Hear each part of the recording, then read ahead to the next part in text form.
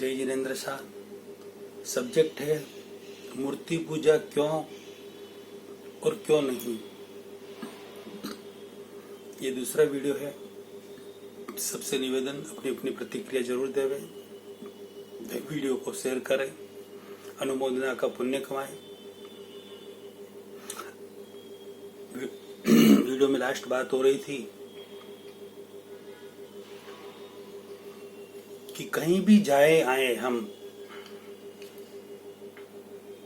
किसी के लिए भी, फिर वो मंदिर हो सॉरी उपाश्रय हो, स्थानक हो, भवन हो या और कोई भी धार्मिक स्थान हो, तो जाने आने में जो भी हिंसा होती है वो तो होती ही है, सबकी होती है। फिर वहां पर बैठकर आप व्याख्यान सुने, प्रवचन सुने, या वहां बैठकर आप भाव पूजा करें। प्रवचन सुने या भाव पूजा करें, क्या फर्क है दोनों में? जाने आने में जो हिंसा हुई तो वो तो हुई है, उसमें कहाँ दिक्कत है। और वो हिंसा हुई उससे अशुभ कर्म का बंद होता है, हिंसा से पाप कर्म का बंद होता है, ये 100% सही है। फिर उसे शॉर्ट प्रतिक्रमण से मिटाया भी जा सकता है, प्रतिक्रमण करने से उसे दूर किया जा सकता है। मगर एक दूसरे की, संप्रदायों की एक दूसरे की निंदा या विराधना नहीं करनी चाहिए कि ये मत करो, वो मत करो, वहां मत जाओ, यहाँ मत जाओ। पक्षपात से हमें ऊपर उठना चाहिए, निष्पक्ष हो जाना चाहिए।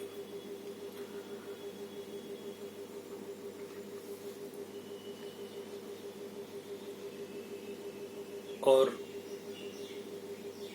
जब तक हम अपने आप को न जाने, अपनी आत्मा को हम न पहचाने, तब तक हमें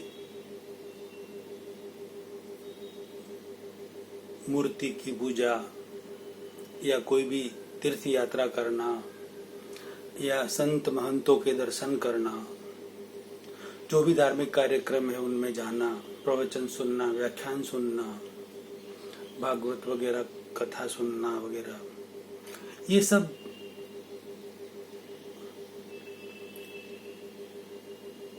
शुभ कार्य है।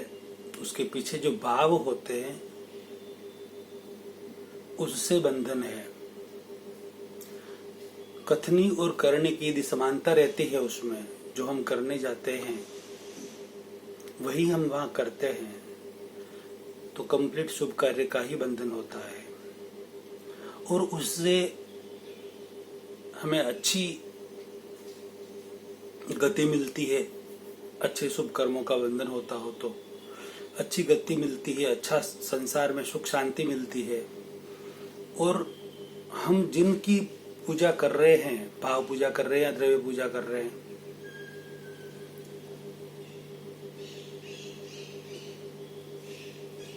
तो जिस स्टेज पर इस भाव में जो जीव है, जैसे एग्जाम्पल के लिए 100 स्टेज है और अभी जीव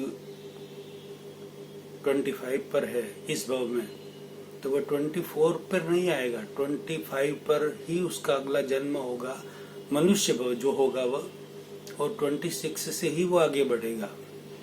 यानी कि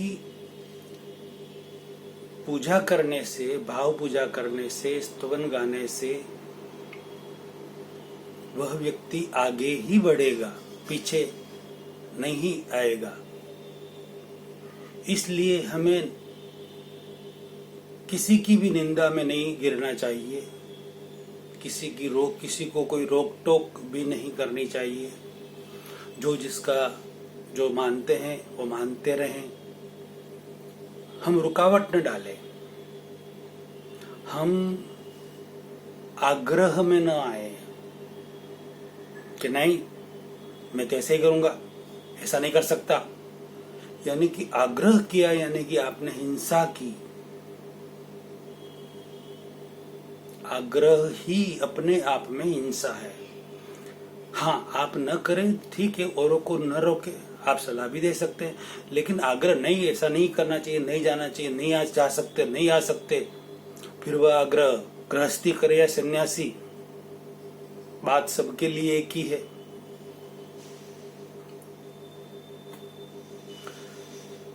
और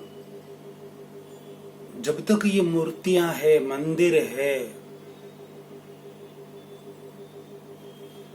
तब तक हम तो सब अपनी अपनी एक्सपायरी डेट लेकर आए हैं। मृत्यु निश्चित है, लेकिन कहाँ होगी, कब होगी, किसके हाथों होगी, किस हालत में होगी, किस भाव में होगी, कैसे होगी, वह अनिश्चित है। जाना तो है ही है, हम सब चले जाएंगे, लेकिन मंदिर रहेंगे, मूर्तियां रहेगी।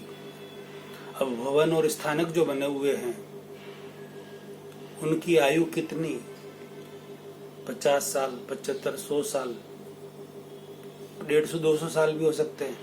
लेकिन मंदिर थोड़े और अच्छी तरह से व्यवस्थित समझकर बनाए होते हैं, बहुत मजबूती के कारण साथ में बनाए हुए होते हैं। आज भी बहुत सारे मंदिर सैकड़ों वर्षों से खड़े हैं, सैकड़ों वर्षों से खड़े हैं। और आज जो बन रहे हैं वो भी अलग अलग आज की एडवांस टेक्नोलॉजी को यूज करके बन रहे हैं, वो भी अलग अलग तरीके से बहुत लंबे समय तक चले। यानी कि 10-10, 12-12 के रिक्टर स्केल पर भी भूकंप आ जाए तो भी उन्हें कोई दिक्कत ना हो, 15-15 के स्केल पर भूकंप आ जाए तो भी दिक्कत ना हो। ऐसे ऐसे भी सोच समझकर जो मंदिर बनवा रहे हैं या बन रहे हैं, वो सैकड़ों वर्षों तक चलेंगे। जब तक मंदिर रहेंगे तो व्यक्ति के दिल में भावना रहेगी हम दर्शन करें, किसी भी धर्म के कोई भी मंदिर हो।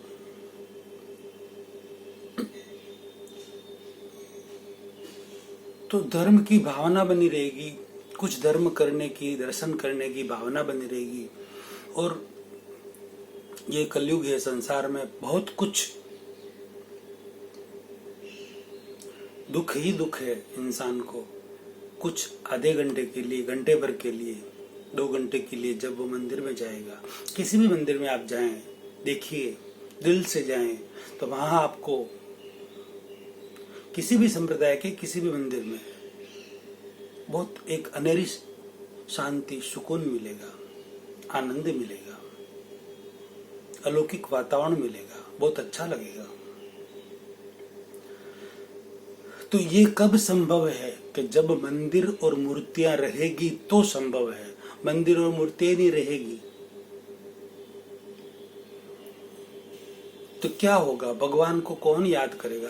कैसे याद करेगा? कैसे भगवान थे? कौन भगवान थे? वहां पर जो भी चित्रकारी, कोरनी वगैरह होती है, उससे भी लोग उनको याद करेंगे, समझेंगे, सोचेंगे। यानी कि किसी भी संप्रदाय को, किसी भी संप्रदाय का विरोध मेरे अनुसार तो नहीं करना चाहिए। अपनी अपनी जो परंपरा है उसे आप निभाओ, लेकिन जाहिर में रोक टोक मत करो, ऐसा मत करो, ऐसा मत करो, ये मत करो, यहाँ मत जाओ, वहां मत जाओ। पूजा करो, पूजा मत करो, जिसको जो करना है वो करे, सही समझ दे दीजिए आप। फिर जिसकी जो प्रकृति है, जिसके जो संस्कार है पूर्व से जो लेकर आए हैं, उसको हम बदल नहीं सकते, उसके अनुसार वह व्यक्ति चलेगा। सिर्फ समझ सही देने का हमें अधिकार है। आग्रह, दुराग्रह, हटाग्रह करने का अधिकार नहीं है। और यदि हम करते हैं, आग्रह, दुराग्रह, हटाग्रह करते हैं, खदाग्रह करते हैं, मताग्रह करते हैं, पक्षाग्रह करते हैं, पंथाग्रह करते हैं, तो हम हिंसा का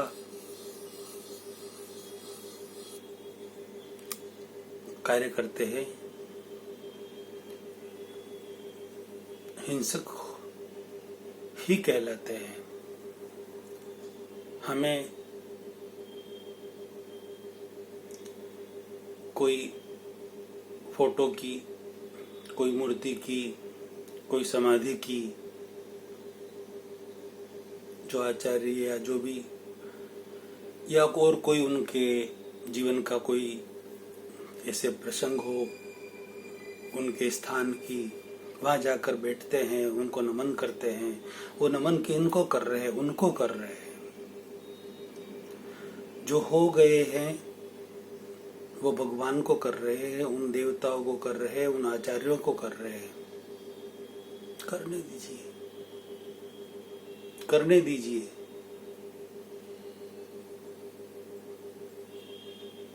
उसमें रोक टोक नहीं होनी चाहिए, मेरे अनुसार तो नहीं होनी चाहिए। फिर जिनको जो मर्जी वो करें। सबसे बड़ी बात तो ये है कि हमारे भाव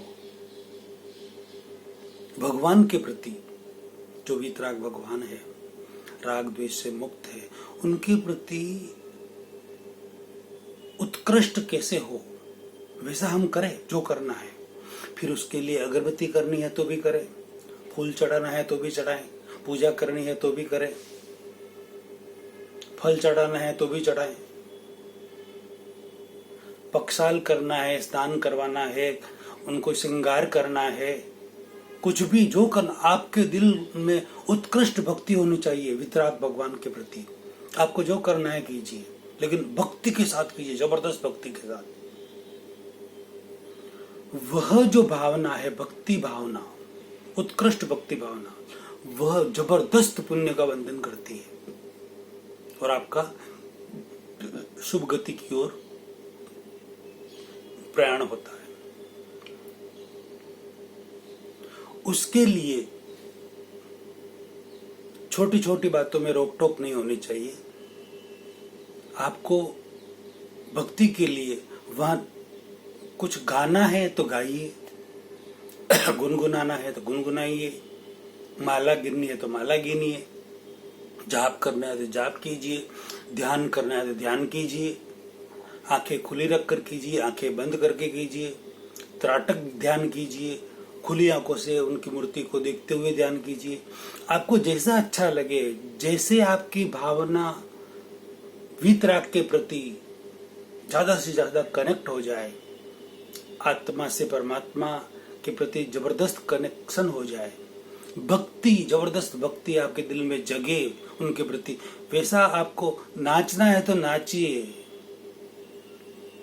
जो बजाना है बजाइए, आरती करनी है कीजिए, दिया करना है कीजिए, जो करना है कीजिए, लेकिन वीतराग भगवान के प्रति दिल से जबरदस्त भक्ति कीजिए। फिर आप भाव से भी भक्ति करें, कोई दिक्कत नहीं, भाव पूजा करे कोई दिक्कत नहीं, द्रव्य पूजा करे तो भी दिक्कत नहीं।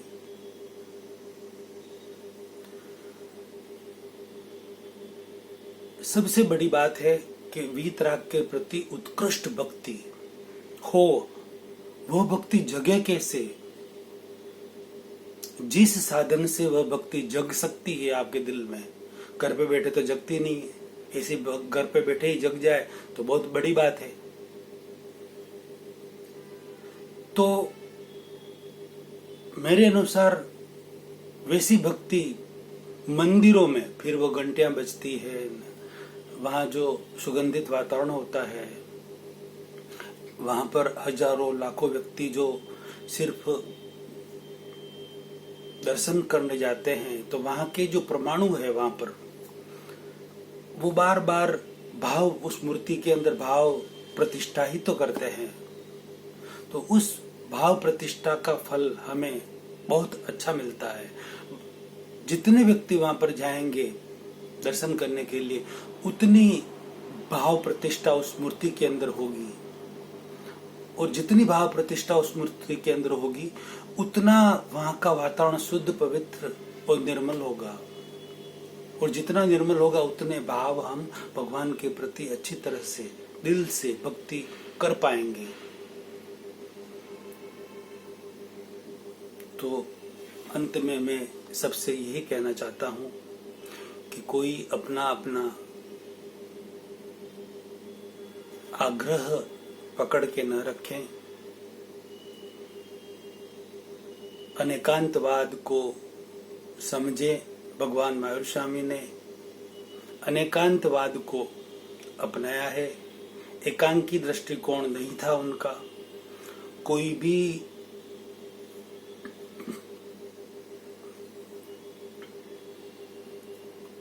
वस्तु एक ही तरीके से सही या गलत नहीं हो सकती। अनेकों अनेक तरीके से वह सही भी हो सकती, अनेकों अनेक तरीके से गलत भी हो सकती है। तो हमें सही समझ देने के हम अधिकारी हैं। हम किसी भी संप्रदाय को किसी की निंदा में, विराधना में नहीं उतरना चाहिए, नहीं उतरना चाहिए।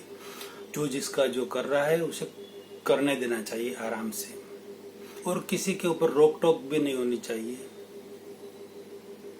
कि तुम वहां मत जाओ, यहाँ मत जाओ। कोई भी संप्रदाय वाले किसी भी संप्रदाय के लिए कोई रोक टोक न करनी चाहिए। मेरे अनुसार पक्षों से बाहर निकलना चाहिए, निष्पक्ष हो जाना चाहिए। भगवान वीतराग पक्ष में थे। आप सबसे एक प्रश्न है, पक्ष में थे या निष्पक्ष थे? आप सबका उत्तर होगा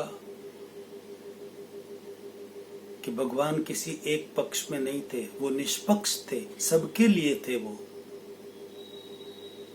और निष्पक्ष हुए बिना उनमें वीतरागता प्रकट भी नहीं हो सकती थी। इसलिए यदि एक पक्ष में रहेंगे, एक पंथ में रहेंगे, एक संप्रदाय में ही रहेंगे, एक वाड़े में ही रहेंगे, एक गच्छ में ही रहेंगे, ये वाड़ा, पंथ, पक्ष, संप्रदाय, गच्छ सिर्फ एक दीवार है, सिर्फ दीवार। इसके अंदर धर्म हो सकता है, मोक्ष नहीं हो सकता इसके अंदर से। पक्ष से बाहर निष्पक्ष हुए बिना मोक्ष नहीं हो सकता। निष्पक्षपाती जब जीव बनेगा तभी वह मोक्ष में जा सकता है। एक पक्ष में रहकर हम एक पक्ष में रहें, हमारा एकांकी दृष्टिकोण हम पकड़ के रखें, तो हम वीतरागी बन ही नहीं सकते, बन ही नहीं सकते। पक्ष में मोक्ष नहीं है और मोक्ष में पक्ष नहीं है। बस इस रियलिटी को समझना चाहिए सबको, और दिल से सारे व्यू पॉइंटों को जो एक्सेप्ट करते हैं वही वीतरागी होते हैं।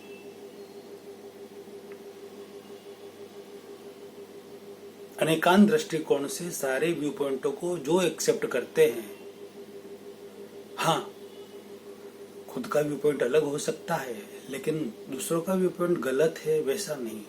सबको एक्सेप्ट करना, तो ही सबको एक्सेप्ट, यानी उनके थिंकिंग से, उनके व्यू पॉइंट से वो सही है, उनको हम गलत नहीं कह सकते। ऐसा एक्सेप्ट करने से वीतरागता प्रकट होगी। बाकी पक्ष में रहकर खींचातान करने से ये तेरा ये मेरा कुछ नहीं हो सकता। निष्पक्ष होना ही पड़ेगा, तभी हम मोक्ष मार्ग पर आगे बढ़ पाएंगे। जय जिनेंद्र साहब। अगला प्रवचन अगले वीडियो में लेते हैं। वीडियो के प्रति अपनी प्रतिक्रिया जरूर देवें। वीडियो लाखों करोड़ों व्यक्तियों में शेयर करें, लोगों में जागृति फैले, अनुमोदना का पुण्य कमाएं। हम विराधक से आराधक हो जाएं। दोबारा कह रहा हूं, हम विराधक से आराधक हो जाएं, किसी की विराधना न करें। हम पक्ष से ऊपर उठकर निष्पक्ष हो जाएं, निष्पक्षपाती बन जाएं और वीतरागता की ओर अग्रसर हो जाएं। सबके लिए मंगल भावना, मंगल कामना। जय जिनेंद्र साहब।